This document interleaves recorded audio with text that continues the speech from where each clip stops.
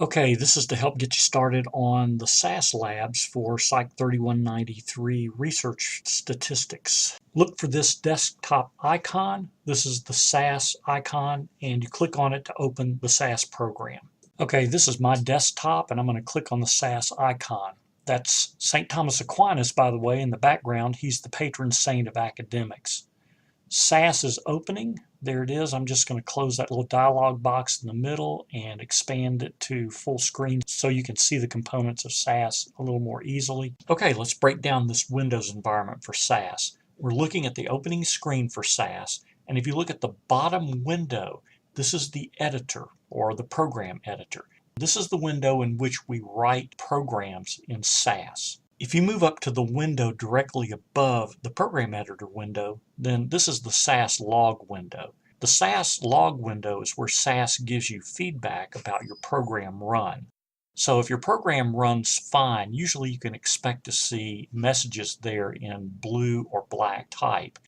If you have programming problems, then the messages in the log may be in red type, which means that SAS has encountered a program error that's of sufficient magnitude to make processing come to a halt.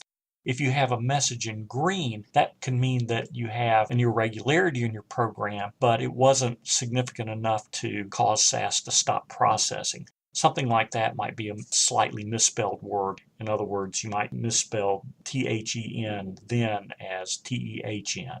That might give you a green type message, and SAS would try to guess what you meant there and go ahead and process your program. Another important window that's out of view right now is the output window, and you can see that there's a tab along the bottom row for the output window. All we have to do to get to the output window is to click on that tab. When we click on the output tab, then it takes us to the output window, and the log and the program editor windows go into the background. This window is labeled output, and as you might have guessed, this is where SAS writes the output to a program run. So whenever you run a program and it runs successfully, the output will be in the output window. Whenever your program does run successfully, you'll see to the left that the Explorer window will disappear. It'll actually just go into the background, and it will be replaced by this results window. Now, the results window is kind of important if you're running a very long, complicated program with a lot of procedures, because the results window gives you a tabbed index to your output. So instead of having to scroll through page after page after page of output in the output window, you can simply go to the results window, click on different parts of the program, and be taken to that page of the output immediately and directly. Now, as I said, when you run a program, the Explorer window is replaced by the results window. For this particular video and class, we're not going to worry about the Explorer window, so just don't pay attention to that right now. When you're ready to submit a program for analysis by SAS, move your cursor up to the top of the screen and click on the Running Man icon. The Running Man icon is used to submit a program to SAS for analysis. That's what gets the program analysis started. You can't see that very well on this screen.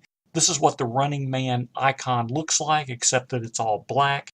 And don't confuse it with this other Running Man that you may have heard about. So what have we learned so far about SAS, if anything?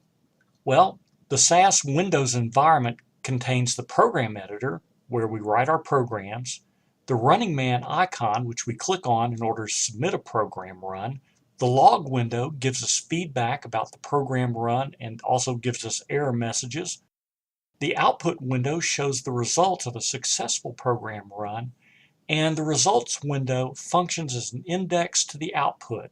We can click on tabs and move back and forth between different parts of the output without having to scroll through it and find what we're looking for. It comes in very, very handy when you have a very long and complicated program.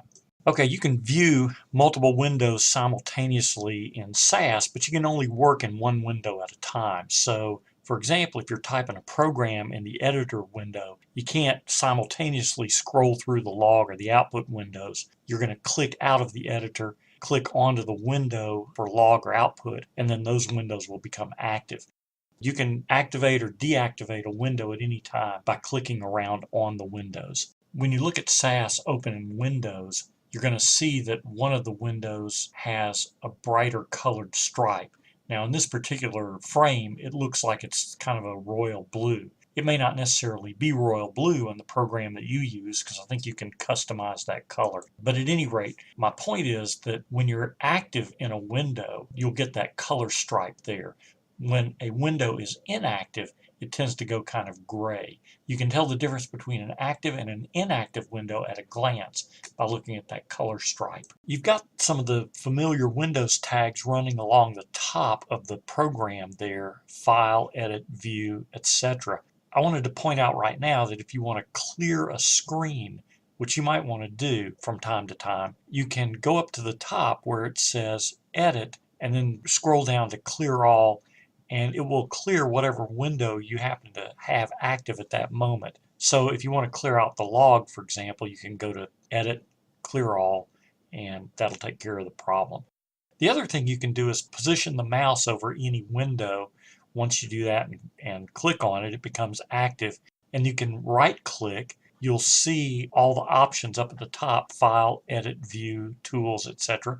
And then you can go to Edit, then go to Clear All, and that's another way to clear out the window. We'll take a look now at the log window. The log window sort of gives you a report of your program as it runs, and once the program has run, you can go back to the log window and scroll through it and take a look. Usually, if the log window contains mostly blue and black type, like the display you see here, it means that everything in the program worked fine, that you have no errors. If you have errors in your program, you're probably not going to get any output. You may get some output, you may not get all of it, or the program may just crash and not give you any output at all. The log window is where you go to try to figure out what went wrong with your program. Okay, when you see a log window that looks like this, it's kind of bad news. It means you've got an error in your program, and if you look at the little blue type down there, it says the SAS system stopped processing this step because of errors.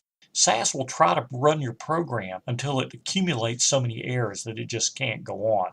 And so you've got red type in there. Red type indicates errors. Green type indicates warnings. In either case, if you have errors in your program, you're going to have to go back and fix them. Even if you have warnings and error messages need to be evaluated carefully, and they can help you with correcting your program so that it'll run properly. Once you've run your program, and this applies whether you have output or not, you should always make a habit of clicking on the log window and scrolling through to make sure that you don't have any red error messages or green warnings. If you have either one, you're going to probably need to go through and correct some problem with your program. That's a good habit to get into, because if you have warnings and error messages in your program, then you've got much less confidence in the validity of the output that SAS gives you. Okay, now for some basic elements of SAS programs. First of all, we can use upper or lowercase letters or a mix of both. SAS is pretty indifferent to that kind of thing. Virtually all lines of SAS code must end in a semicolon. That's a comma with a dot on top of it. There are some exceptions to this. We'll encounter one or two exceptions along the way, but this is pretty standard for most SAS code. Also, all SAS programs must end with a run statement. That is, the word run followed by a semicolon. Glance down near the bottom of this slide and you'll notice some type that's green. You can make notes to yourself within programs using this convention that I've illustrated here. It's a / followed by an asterisk, and then you can type whatever you want after that, as long as you close it with an asterisk and another /. When you do that, the typeface will turn green. It does that automatically, just like some people turn green when they drink too much. What I've done here is I've reminded myself of the meaning of some code that I've put in SAS. I've got a variable that is named race. It involves the racial or ethnic identity of people. And a 1 is equal to white, a 2 is equal to African American, and 3 is equal to Asian. Simple note to self. I could remind myself to pick up milk on the way home, anything that I want. The point is that these SAS notes are totally ignored by SAS when the program is running. They're there for you to use to remind yourself of the meaning of some of your code statements, and in that way it's very helpful when you review your program. Okay, moving ahead, we're going to analyze data with SAS. The data set, the file that contains the data that we're going to analyze, will be in some folder on the computer. In our case, it's going to be in a particular folder on the computers in the computer lab, and I'll give you specific information about how to access that later on in this presentation. The bottom line is you have to tell SAS where to find that data set, and the data set must be brought into SAS. Now, there are a number of different ways to do that. In our class, I've already converted our data into a SAS data set, and everything that we're going to be dealing with is going to involve data that's already in SAS format. So we're going to skip over how do you make a SAS data set and those kinds of things. SAS can handle data in a variety of formats. It can handle data that's in file formats such as Excel or even SPSS. It has a lot of flexibility with respect to reading data in different formats. Now let's get down to the nuts and bolts of writing a SAS program. In this class, the first two lines of virtually every SAS program we write are going to be as follows. Lib name, class, quotation marks, // sciences software, / SAS lab, close quotation marks, semicolon. The second line says data1, semicolon, set class.brfss05_10, semicolon.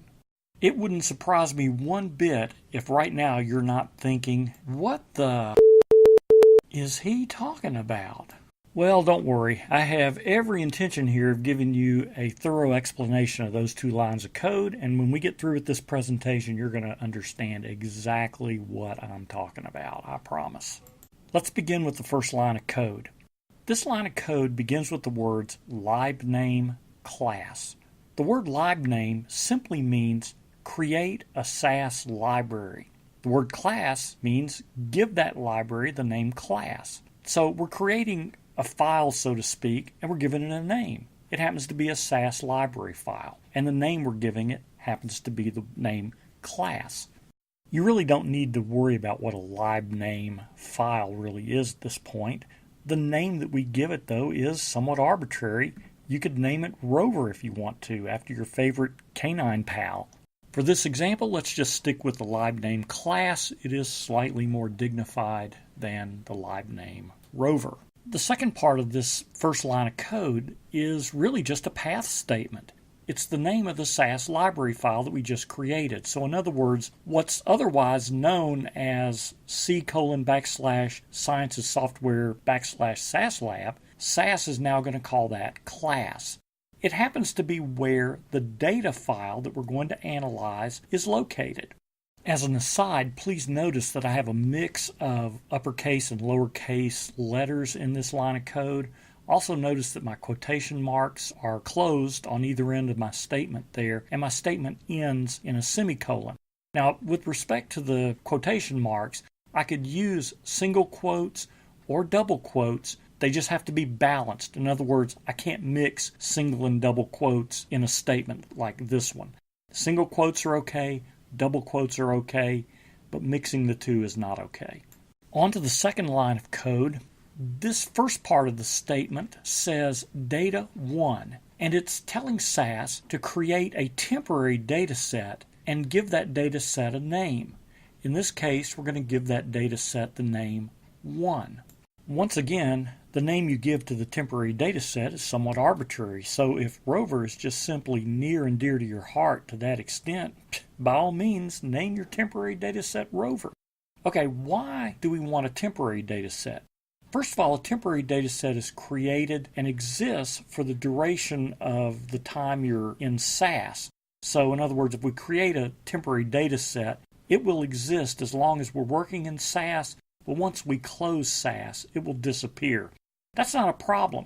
If we open SAS again, we can recreate the same temporary data set, and we can do that over and over again. Using a temporary data set keeps us from having to make modifications to the original data set. And so we keep the original data set in its original form, and that's important, as I'll try to make clear going forward in the class. As far as the name of the temporary data set is concerned, let's stick with 1 as a name. Again, it is slightly more dignified than the name Rover, Other than that, I don't believe it has much to recommend it, but let's be consistent. In creating a temporary data set, we're going to want it to be a copy of our permanent SAS data set that we're bringing into SAS to analyze.